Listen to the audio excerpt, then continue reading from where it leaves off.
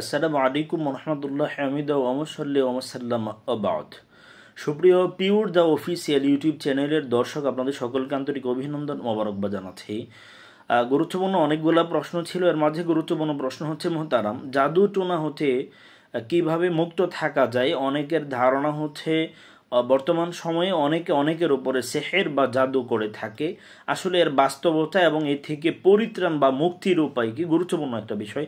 বর্তমান সময়ে মানুষের ইমানের অবস্থা খুবই নাজুক হাল, ন্যাক্কারজনক পরিস্থিতি চলছে। কারণ মানুষ বুঝেও না যে ইমান ভঙ্গের গুরুত্বপূর্ণ কারণগুলো কি আছে। এর মধ্যে ইমান ভঙ্গের গুরুত্বপূর্ণ একটা কারণ হচ্ছে সেহের বা জাদু। কোনো মানুষকে জাদু করলে কিন্তু এটা কুফর করার কারণে কিন্তু তার ইমান ভেঙে যায়। এটা নিয়ে মানুষের ভাবনা পর্যন্ত নেই। এখন কথা হচ্ছে কোনো মানুষকে সেহের বা জাদু করলে সেটা থেকে পরিত্রাণের উপায় কি, এবং জাদু টোনা থেকে বাঁচার কোনো নিরাপদ থাকার কোনো আমল আছে কিনা।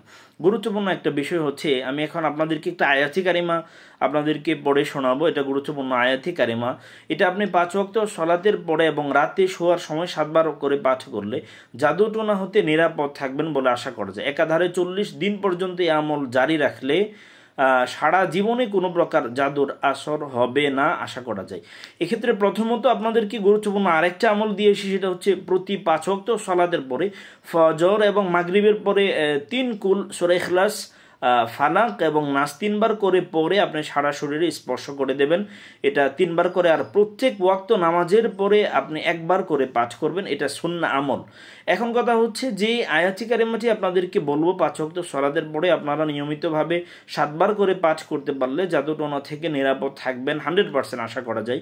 সেটা হচ্ছে আল্লাহ তাআলার কোরআনের বক্তব্য, ওমাই ইয়াখরুজ মিন বাইতিহি মুহাজিরান ইলাল্লাহি ওয়া রাসূলিহি সুম্মা ইউদরিকুহুল মাউত ফাকাদ ওয়াকা আজরুহু আলাল্লাহ ওয়া কানাল্লাহু গফুরুর রহিমা। এই আয়াতে কারিমাটি প্রত্যেক 5 ওয়াক্ত সালাতের পরে এবং রাতে শোয়ার সময় 7 বার করে পাঠ করলে জাদু টোনা থেকে আপনি নিরাপদ থাকতে পারবেন। একাধারে 40 দিন পর্যন্ত আমল করলে আশা করা যায় সারা জীবন কোনো প্রকার জাদুর আসর আপনার উপরে হবে না।